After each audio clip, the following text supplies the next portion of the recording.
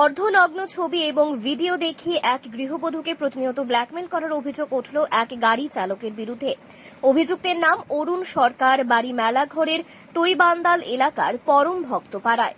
Police সূত্রে জানা গেছে, প্রায় 6 মাস আগে তৈবান্দালের কল্পনা দেববর্মা নামে এক গৃহবধূ পরিবার পরিজন নিয়ে অরুণ সরকারের গাড়ি ভাড়া করে চণ্ডীবান পার্কে পিকনিকে যান।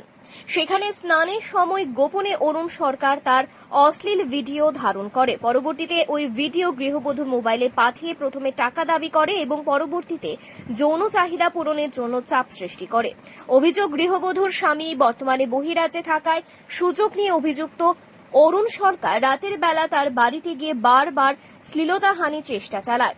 গত 28 আগস্ট রাতে নেশাগ্রস্ত অবস্থায় ওই গৃহবধূর বাড়িতে গিয়ে জোরপূর্বক অসামাজিক কাজ করার চেষ্টা করলে মহিলার চিৎকারে প্রতিবেশীরা ছুটে আসেন। তখন অরুণ পালিয়ে যায়। ঘটনার পরদিন কল্পনা দেববর্মা স্থানীয় ফাঁড়িতে লিখিত অভিযোগ দায়ের করেন।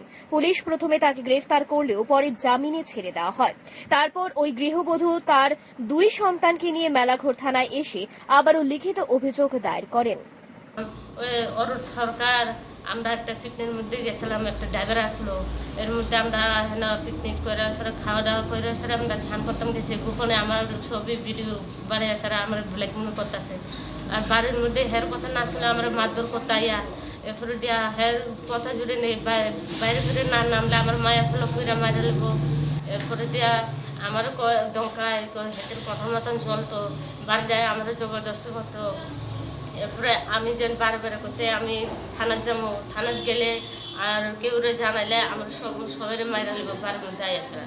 আর হ্যাঁ ছাড়া আমার তো স্বামী নাই বাড়ি, আমার তো মায়া ফুলা আছে, আমার তো ভবিষ্যৎ আছে, আমি তো মান সমান একটা আছে। ব্যুরো রিপোর্ট, অবিরাম 24/7।